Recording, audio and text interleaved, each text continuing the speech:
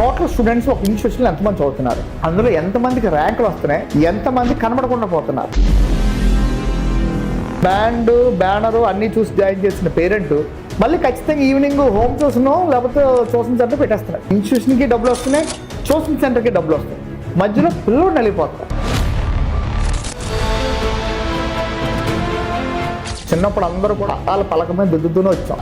Yes correct. చిన్నపిల్లలు ఎవరు కూడా పలక మీద ఎవరు దుద్దట్లేదు. ఏనా అప్గ్రేడ్ అయ్యాం సార్. పిల్లలు పుట్టడమే ఇన్నోవేట్ థాట్తో పుడుతున్నారు. అలాంటి జమ్స్ కి ఇంకా ది బెస్ట్ ఇవ్వాలి.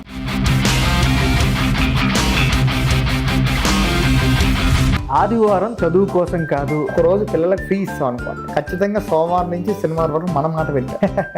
ఇప్పుడు ఉన్నటువంటి పోటీ ప్రపంచానికి తగ్గట్టుగా పిల్లలు సిద్ధమవ్వాలంటే విద్యా సంస్థని పోటీ వ్యవస్థ కింద అనడం అనేది కరెక్ట్ కాదు. ఒక ఫోటో ఉంటుంది, ఒక కాలేజీ పేరు ఉంటుంది, ఆడి ఫోటో 10 కాలేజీలో ఉంటుంది. అంటే వాడు బతకడం కోసం కాలేజీ పెట్టుకున్నారా, లేదంటే పిల్లల్ని ఇబ్బంది పెట్టడానికి కాలేజీ పెట్టుకున్నారా మరి నాకు అర్థం అవట్లా.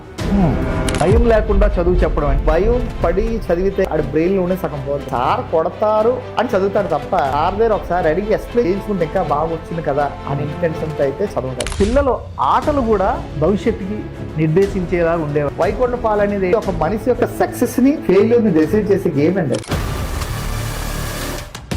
పేరెంట్స్ అందరూ కూడా మొబైల్స్ పిల్లలకి ఇవ్వడానికి భయపడిపోతున్నారు. పేరెంట్స్ 24/7 మొబైల్స్ ఉంటున్నారు కదండి.